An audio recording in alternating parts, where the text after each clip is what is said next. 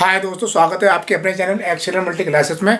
और जैसा कि आपको पता है कि मैंने 10th की मैथ की चैप्टर में सांख्यिकी विषय को शुरू करा, जिसमें आपकी माध्यिका, बहुलक और समांतरवाद आते हैं। और इसमें 3 पॉइंट है। इसमें मैंने समांतरवाद आपका कंप्लीट करवा चुका हूँ, माध्यिका हो चुकी है। इसी प्रकार से उसमें तीसरी बात आती है बहुलक, वो आपको कैसे करना है पेपर में और इसके सवाल किस तरीके से 10th एग्जाम में आते हैं। तो मैं आज आपको बताता हूँ कि बहुलक की परिभाषा क्या होती है और इसके सवाल आप किस तरीके से कर सकते हैं।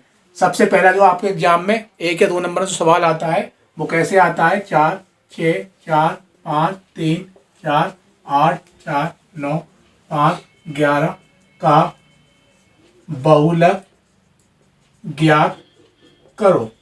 तो आपको करना है कि सबसे पहले आप ये देखिए इन पे सबसे ज़्यादा बार कौन सा नंबर यहाँ पे आया है।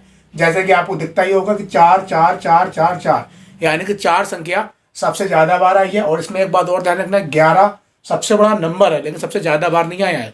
तो ये बात मैं फिर रिपीट कर रहा हूँ, सबसे ज़्यादा बार जो चीज़ आएगी वही बहुलक कहलाएगी।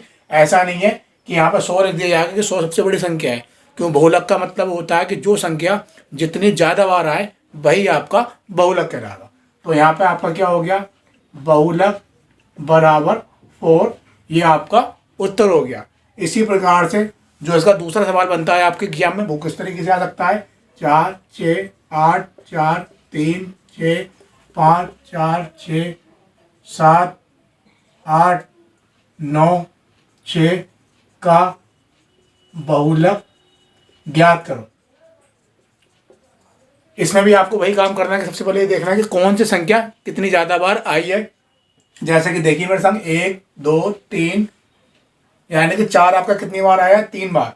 और यहाँ पे देखिए आपका 6 6 6 6, और यहाँ पे 4 और मान लो। ये इसलिए मैं बता रहा हूँ जैसे कि 1 2 3 4, 4 भी यहाँ पे आपका 4 बार आया है और 6 भी यहाँ पे आपका कितनी बार आया है, 4 ही बार आया है। तो ये आपके सामने समस्या पैदा होती है बहुत से स्टूडेंटों के सामने कि यहाँ पे 4 लिया जाए या 6 लिया जाए। तो इसके लिए आपको कुछ नहीं करना है, बस वही बहुलक बराबर 4 6, यानी कि इसका उत्तर 4 भी है और 6 भी है। इससे आप आगे के सवाल जितने भी हैं वो कर सकते हैं कि कोई भी संख्या अगर 10 संख्याएं एक ही बराबर आ रही तो आपके उत्तर 10 हो जाएंगे। ऐसा कंफ्यूजन होने की जरूरत नहीं है कि 4 लिया जाए या 6 लिया जाए। ठीक है, तो आप इस तरीके से सवाल को कर सकते हैं। और तीसरा सवाल है जो आपका एग्जाम में 10th में जो बनता है, 2 नंबर में पूछा जाता है, वो कैसे होता है। उसमें क्या करा जाता है, पद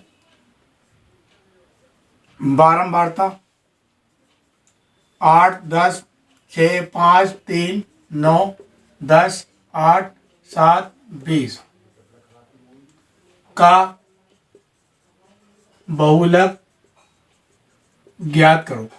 मतलब केवल सिंपल दे दिया जाए तो आपको करने का तरीका ये, अगर यही सवाल बहुलक का आपको टेबल में दे दिया जाए तो आप इस तरह से किस तरीके से कर सकते हैं। तो इसमें सबसे पहले यदि चेक करना है आपको कि बारंबारता यानी कि फ्रीक्वेंसी सबसे ज़्यादा किसकी है। जैसे कि 10 5 9 8 20, सबसे ज़्यादा बारंबारता आपकी यहाँ पे किसकी है, 20 की। तो आप लिख दीजिए कि सबसे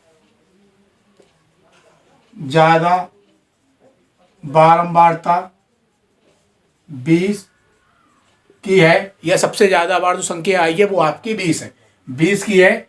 इसलिए बहुलक बराबर आपका नई लाइन से जो उसके सामने है 7, यही आपका उत्तर हो जाएगा। अगर यहाँ पे संख्या सबसे बड़ी होती, अगर यहाँ पे 30 हो जाता तो इसके सामने वाला आपका उत्तर हो जाता। मतलब कि जिसकी बारंबारता सबसे ज़्यादा है उसके ठीक सामने वाला आपका उत्तर हो जाएगा। ठीक है, इसी प्रकार से इसमें भी जो चौथा सवाल बन सकता है वो कैसे बन सकता है, वही सवाल पद और बारंबारता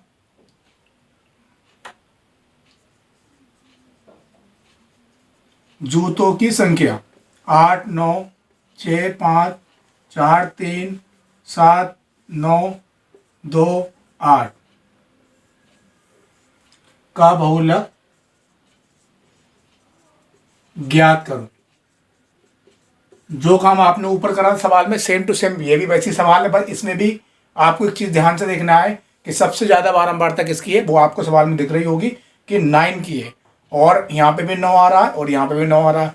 जिस तरीके से इस सवाल में आपने दोनों उत्तर लिए हैं, तो इसी तरीके से आप करना क्या है कि आप लिख देंगे कि जो 9 संख्या है उसकी बारंबारता 2 बार है, तो इसके उत्तर हो जाएंगे आपके बहुलक बराबर 9 के सामने 8, 9 के सामने 7।